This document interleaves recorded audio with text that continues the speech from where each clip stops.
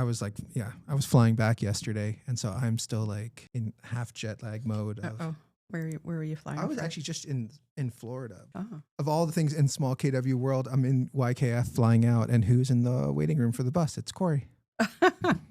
Because you can't go anywhere without seeing Corey or an arena for ringette.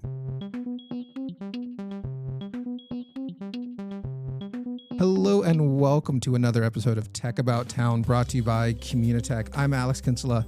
I'm writing solo today. I'm not alone in the studio though, because in the studio with me today, Nicole Amaral, who is the Digital Kitchener Innovation Lab Director for the City of Kitchener. The lab is housed here in the Communitech Hub in downtown Kitchener as well, which is a great place to be. Nicole, welcome to the studio. Thanks, Alex. Thanks for having me. So we were talking before we hit record. We're going to talk about a couple different things today. Just for a baseline, talk about like your role with Digital Kitchener and what Digital Kitchener actually is. So I am newer to my role, not newer at the City of Kitchener. And so I started as the Digital Kitchener Innovation Lab Director in February 2025. Formally, my career was in the communications division at the City of Kitchener for 20 plus years, starting my career as a graphic designer and ending my role there as the manager of digital media and creative services. So in February, I decided to do something new and jumped over to the IT division, still a part of our corporate services. The very first task at hand was to review the Digital Kitchener strategy, which launched in 2017. And the lab actually came out of that original strategy as a recommendation. So it has been operating since 2017. We employ co-op students, and so I'm the only full-time permanent staff member in the lab. And we look to local post-secondary schools to hire our co-op students. This year, we actually also have a high school co-op student joining us at the lab for an internship as well. Well, that's cool. I forgot they all have high school co-ops. Yeah, it's great. And so what we focus on at the lab is really exploring, experimenting, kind of really figuring out how the city can use technology to serve the community. And so that might be direct customer services, an interaction that you might have with one of our staff people, or it could be how we operationally maintain the city. Yeah. Well, and you said customers, which I thought was really interesting when we were talking earlier. You refer to residents as customers, and kind of what's the logic behind that or the mindset behind that? So we really want to look to the community. And so not all of our customers who interact with the city live here. Some of them might live here, some of them might play here, some of them might do business here. So we definitely like to refer them as customers because we like to treat them and engage with them like customers. And so that's why, we get into the mindset of serving the community and their needs. Yeah, I like that. I mean, it's like a kind of a Disney where it's guests, right? Yeah, it's like how you do that. So one of the things that always kind of jumped out to me, and as I was here for the lab opening in 2017, when that started, we're in a town that is flush with technology innovations and founders and you name it, from medtech to AI to quantum. When you're kind of looking at this strategy now, like you're working on the second strategy on 2.0, and how do you kind of, do you look at the scope of what people are working on to kind of work on that strategy, or is it kind of agnostic to what people are working on, knowing that you can reach out and find the things you need? I would say it is agnostic. However, it is fully informed by the community. And so the City of Kitchener is really great at consulting with the community in order to deliver the services and overcome the challenges that the community is experiencing. So while we have such a wealth of talent within the Waterloo region, we go to the community and find out what they need. And we also go to staff because staff serve the community directly. And I always liken it to being a parent. Parents invent things all the time because they're in the midst of it and they're like, wow, if we only had this would be easier. And so we definitely lean on our staff who directly serve the community every day to sort of have that overview of what the needs are. And then we go to the broader business community to see if we can collaborate or procure a solution. So the other thing that you mentioned when we were kind of doing the prep is around the first version of Digital Kitchener 2017 led into a period of rapid change and rapid transformation, which was during the pandemic. So a lot of services had to move online. A lot of information had to move online, requests, communications. It was a bit of an accelerant for that. While working for the city, did you see things where like you were like, oh, there could be a solution for this if only we had someone to reach out to? So during the pandemic, it definitely was an accelerator for the world, essentially, but especially for our community. And so it really reflected on how the city is already innovative. And we were already fully on our way, for example, to moving our internal structure to SharePoint online. And so luckily our communications division, who I worked for at that time, had already moved online in December. And so when the world shut down, I believe it was March 18th, 2020, we were ready. And so, some of the things that we quickly had to move online was online payment, being able to have meetings online, chatting with your peers and coworkers, because we were fully, not the entire group of staff, but those who could work full-time from home were working full-time from home. So it was super important for us to be able to fully function and do all of that work at home. So we also moved our council meetings to be online. And so the community or constituents could join, I should say delegations could join the meeting online. And all our councillors were at home as well. And so we utilized YouTube as well as our council platform, our council meeting platform, to do that online. Some other things we had to do were create new online forms that integrated with online payment.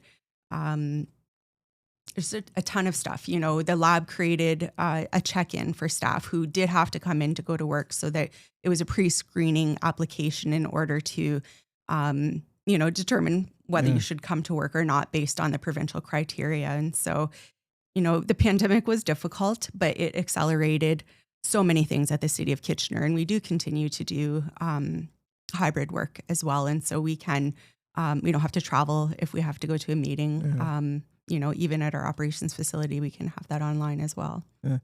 I think about the things that as a customer of the City of Kitchener, I interact with. So registering kids for sports, building permits, maybe record lookups, things like that. They're all online now. Those are my pain points. So when you're doing consultations with other residents in the City of Kitchener, what are some of the major themes or buckets of pain points that come up for interacting and accessing city services? It is sort of just that is, being able to do everything online. And so it's very important to note that we're never going to take the human out of that interaction. And so we want to make sure that we're offering all of the ways for people to do business or request services from the City of Kitchener. And so if I were to say the top 3 pain points or challenges that residents suggested we could fix using technology is fragmentation and lack of integration across systems, and digital equity and access gaps, as well as finding accurate, timely information. And so we did just recently launch our brand new website a week ago today, I believe. And so as a part of that, if I focus on that difficulty finding accurate and timely information, our communications team worked with a local startup, a female-led startup that implemented an AI-powered search assistant on our website so that residents can use natural language to look up things online. We also formatted the content on our website. So anytime you do a website migration or refresh, you take a look at all of your content. And so with our communications team, we're intentional about creating content and formatting it in such a manner that not only the AI search that we have on our website can find the information, AI out in the community can also find the information. And to make it accessible for people. On that accessibility and equity side, you mentioned that there's a City of Kitchener newcomer strategy, and that's influencing Digital Kitchener 2.0 as well. Is that around like language accessibility, or kind of what are kind of some of the trends that are influencing that? That's a great question around equity and inclusion. So, I would say some of it is around having our services, including our information and digital tools available in multilingual options. And so one example was that, we have Google Translate on our website as a tool, and the community does use other tools that they have access to or that they prefer. However, making sure that things like our search results are also available in different languages. And so that is something that came up through our engagement.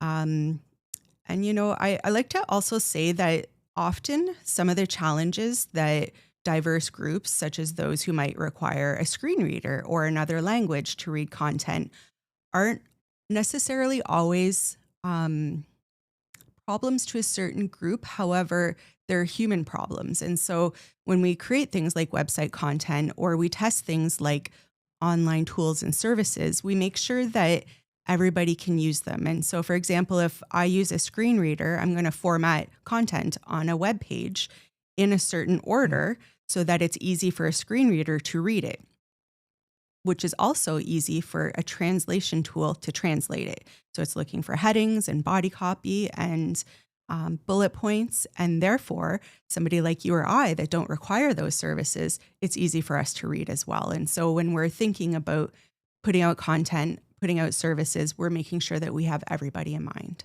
Yeah, I always love that when we talk about accessibility, because it's true. Like, you design accessible first, you make it better for every single person. Yeah. It's not just benefiting one group, it's lifting up the experience. Right. And also, AI tools, virtual tools like Alexa or Siri, it also makes it easy for them to access. And so it just creates a good experience for everyone. Never thought about asking Siri something and it'll tie in and bring it back to you. It's gotten a lot better. Siri's gotten a lot better. Yeah. It's still Siri. Yeah. As an iPhone user, I will say it's kind of one of the things. I think one other thing that comes up a lot, though, so you introduced an AI tool. There's a lot of hesitation around AI when it comes to privacy and security. Municipal does a lot of work on that end. As you work on Digital Kitchener 2.0, is like privacy and security base for everything, or do you have separate pillars for privacy and security that you kind of talk about within it? Well, if I gave you the answer to that, I would have to delete this recording. Oh, I'm just joking. Privacy and security are very, very important to the city of Kitchener. We actually have a cybersecurity team who, constantly test us to make sure that we're not clicking on things we shouldn't be clicking on, but are also very aware of the challenges that exist and how governments are being targeted. So as a part of our procurement process, whether that's procuring a system or exploring opportunities like we did with our Pitch Kitchener initiative, we are always making sure that our public information as well as our systems are secure. And so we have a whole matrix that has a questionnaire that those who are we're going to do business with have to answer. So our staff also go through rigorous training around privacy, including following MFIPA, which is the Municipal Freedom of Information and Protection of Privacy Act. Training around personal information access, all those sorts of things, in addition to using AI in a responsible and ethical manner. As you use AI, so municipalities are great. I just did a search like, how do I look up building permits, and gave a great answer and gave me all the information I needed, which is really great, because a lot of times when you're trying to, whether you're doing like an additional dwelling unit or you question on a fence or whatever, or you're a larger construction company, you're trying to figure stuff out, finding information is real difficult. How do you find staff is responding to introduction to tools like this? Like, I feel like the chatbot would free up staff time to actually focus on a higher level or higher impact. More value. More value. Yeah. More valuable tasks. Like, that's kind of like the pitch of AI, is to give, people back their time to work on high value projects. Yeah, that's definitely a goal of ours. Our community, when we think of the region of Waterloo, is growing at a really fast rate. Our staff complement isn't necessarily growing at the same rate. And so staff are very dedicated to the community and want to serve the community the best they can. And so looking for opportunities to reduce some of those perhaps manual or repetitive tasks, or, launching something like Municipal can help, customers self-serve, which, maybe I'm a shift worker and at 3 a.m, I do have a question about a building permit because I'm trying to prepare for the weekend. And now I can come on and ask Municipal in a natural language format and it will interpret what I'm trying to ask it. And so, a really good example of government lingo versus community, and the way community uses words, is employment. And so it can be called employment, it could be called jobs, it could be called career opportunities. And so something that is AI powered will look at all of those to determine the answer that you're looking for. And so all of a sudden our search results and our information finding will increase. As far as staff using AI, we do have an AI policy, and we use, we're at Microsoft environment right now. And so we're limited to Copilot, as well as another local startup, GovAI, who we're piloting as well. And so that's a government AI tool that delivers results based on government results. And so something we're going to be looking at the lab with our next set of students in January is exactly that. What manual and repetitive tasks can we automate or utilize AI through, whether it's training or implementing a workflow or whatever that might look like, to reduce those amount of tasks so that staff can focus on more meaningful and valuable work that serves the community directly. Yeah. And it sounds like it's very human-centered, the way that the city approaches AI. For Gen AI, we definitely look at it as an assistant. So we don't look at it as replacing staff. We look at it as complementing staff. And so a question that we asked staff when we were doing staff engagement, if you had an assistant, what type of work would you give that assistant? And so we had 212 answers from staff. And so what we did is we really looked at those using AI, put them together, kind of figured out what those manual and repetitive tasks are that we could build AI. And whether that be through training or some other format, like a tool that we might develop in the lab. The training we've taken on internally. And so I lead the training for staff around Gen AI. And so I want to say, the past couple of classes that I've done have been fairly full. People are wanting to embrace it. They want to learn more about it and know how to use it. And honestly, I usually start with personal uses. I have chicken, ranch, bacon, and lettuce in my fridge. What can I make from this? And so if you start using it from a personal manner, you'll get more comfortable using it for a work purpose. Yeah. And I find all this interesting because cities have a reputation, municipal governments have a reputation for being slow to adopt things.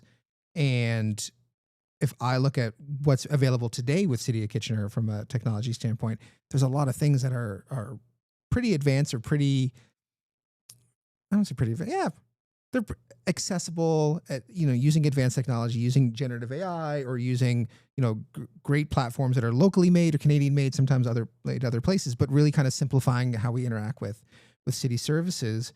As you're working on 2.0, do you look at those existing implementations of technology to solve problems as like successes, or do you look at them as, hey, we did this and we could do this thing better? Or how does that kind of influence what you're doing?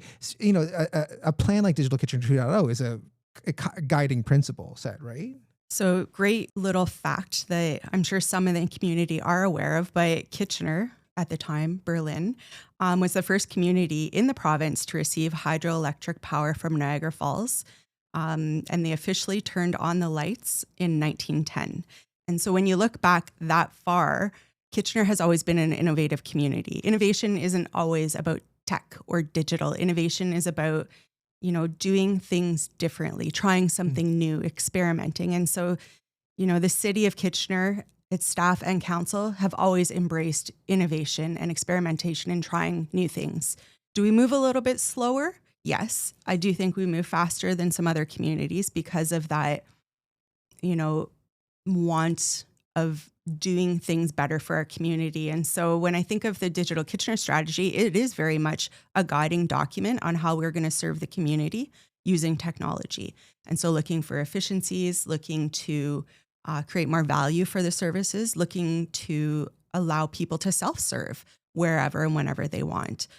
In addition to being able to come into our city hall in our award-winning customer service center, another great example of innovation, or, going online and requesting a building permit or seeing the status on your own.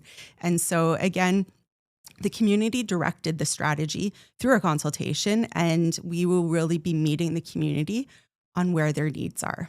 Yeah, I don't think a lot of people know that the customer service center is an award-winning customer service center. I Yes, forget how many awards it's won. Like a design award. a lot. A lot. Yeah. If you haven't gone to City Hall in a while, you should really check it out. If you need city services and you don't want to do them online, even though you can always go do them in person at a really nice center. One of the other ways that the tech community interacts with the city of Kitchener is through different initiatives. So you mentioned Pitch Kitchener. A couple of the companies that have done pilot, Cone Labs has done a pilot. Municipal is doing the chatbot. If you're a founder in the Waterloo Region tech community and you want to get involved with the city of Kitchener because you have an idea that your technology can improve customer service in some way or improve customer experience, how do they get involved? What are the opportunities? What are the ways? So I'll use this opportunity to plug Pitch Kitchener. For those who don't know, if you think of Pitch Kitchener, kind of like the Dragon's Den, and so project managers from the lab and our finance division reach out to staff to figure out what those key challenges are. And then the city will put those challenges out to the community to see if there's a local company that can help solve and pilot that challenge. And so our local tech community can visit kitchener.ca/pitchkitchener or follow our news to be aware of when we're going to launch the next set of challenges, which will be in the new year. I don't have a date yet, but follow along there. Other ways that our local tech companies can participate is reaching out to me. So I, through this extensive consultation, we've had 500 touch points when it comes to our community consultation. I'm fully aware of what our challenges and our needs are, and we'll be able to take a look to see if there is an opportunity for us to work together. Does Digital Kitchener do work with the SDG Idea Factory? The SDG Idea Factory is run by Nadia, our small business center manager. We haven't done a lot of synergies there yet. We do have plans to do some. We have consulted on, the ways that the Digital Kitchener strategy will help support the SDGs themselves. And so when you see the final strategy come out, you will see how each of these initiatives and visions support the SDGs, which are very important to the city of Kitchener as well as our mayor. Yeah. I like the factory because and how it aligns with Digital Kitchener in terms of another touch point for people in the community to engage through technology and entrepreneurship to improve not just life in Kitchener, but hopefully life around the world, right? And that's where the SDGs come in, which are Sustainable Development Goals. Right. I didn't know them. And they're very important to the schools as well. Yeah. And so the co-op students that I've hosted so far, including our high school student, there's synergies and connections and actual little assignments that the school will put out as a part of the co-op to see how their position is supporting the SDGs. Yeah. I mentioned the SDG Idea Factory because the launch of Digital Kitchener 2.0 is going to be on the SDG World Creativity and Innovation Day, which is April 21st, 2026, which seems far away, but it'll be here very quickly. What are the kind of the milestones between now and then for Digital Kitchener 2.0? And are there more opportunities for consultations, or kind of what stage are you at right now? We always have opportunities to speak with the community about opportunities and challenges. We, in fact, have post-service surveys throughout, whether you're renting an arena, whether you called in for a business, whether you paid your tax bill. We're always interested in how we've done things well and how we can do them better. And so as far as formal consultation as a part of the Digital Kitchener strategy, the community consultation has wrapped up for the purpose of this project. And now we've also just finished consulting with staff. And so, every wave of consultation that we do, we bring it in tighter, all of the themes. And so we brought a set of 15 actions, opportunities, and initiatives to staff, the type of staff who might lead a project under this theme or action or opportunity, to talk about, is it feasible? What challenges are in the way? How do we get this done? We brought the same set to our senior leadership team, and now we're comparing all of those results, making them even tighter. We went from 15 to 6, which we're bringing to our senior leadership team, and then we're going to do some engagement with our city council. And so all of that will wrap up by February of 2026. And I'm in the process of starting to write the strategy now, and we will go back to City Council for approval in March, and then hopefully we will launch the strategy the following month on World Innovation and Creativity Day. That's awesome. Well, listen, this is cool. I love talking about how people and technology can work together to do really great things for people. And it seems like that's what's happening with Digital Kitchener and the new strategy. So thank you for joining. No I problem. was going to say joining us, joining me in the There's two of studio. us. I'll have all the links to Pitch Kitchener, to Digital Kitchener, all the companies that we mentioned in the show notes. And again, if you want to connect with Digital Kitchener, we'll have Nicole's information on the show notes as well. So thanks again for joining us. Thanks for having me, Alex. And thank you to all of the community for participating and shaping this strategy. And if you ever have questions about how Communitech can help your company start, grow, and succeed, you can visit communitech.ca or follow along on social media, Instagram and LinkedIn and X and all the associated platforms. If you ever have ideas for guests or topics, you can always message us on social media as well. We always love to hear your feedback. Thank you again.